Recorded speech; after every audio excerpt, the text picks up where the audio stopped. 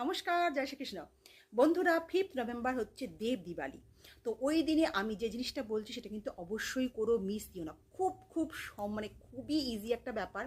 নেবে একটি ঘিয়ের প্রদীপ, তেলের এসব কিন্তু হলে হবে না, মোমবাতি এসব কিন্তু হলে হবে না, আমি প্রথমেই বলে দিচ্ছি। নেবে একটি ঘিয়ের প্রদীপ, তাতে ঘি নেবে এবং 2টি জাস্ট লবঙ্গ নেবে।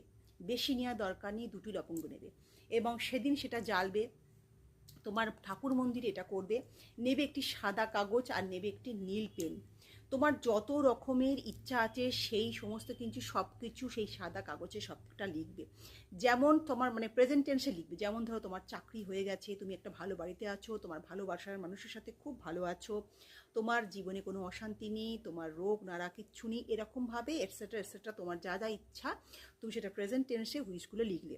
সারা রাত সেই মানে 5th নভেম্বর দেব দিওয়ালির দিন কিন্তু সেই প্রদীপের নিচে কাগজটা ফোল্ড করে রেখে দেবে।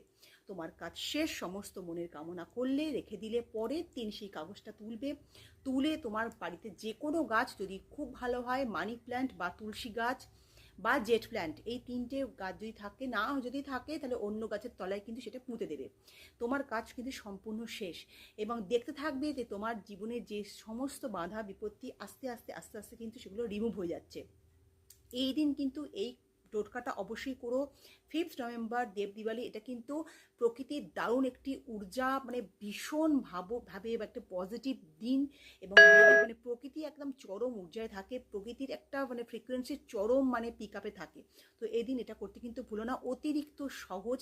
এবং যখন এটা করবে তখন কিন্তু অবশ্যই একটি আমি মন্ত্র বলে দিচ্ছি, তখন কিন্তু সেই মন্ত্রটা অবশ্যই বলবে। যখন যখন মানে প্রদীপের তলায় কাগজটা রাখতে তখন কিন্তু এই মন্ত্রটা বলতে ভুলো না। কি বলবে? ওম দেবা দীপং প্রকাশনং সিদ্ধাম দেহি নমঃ।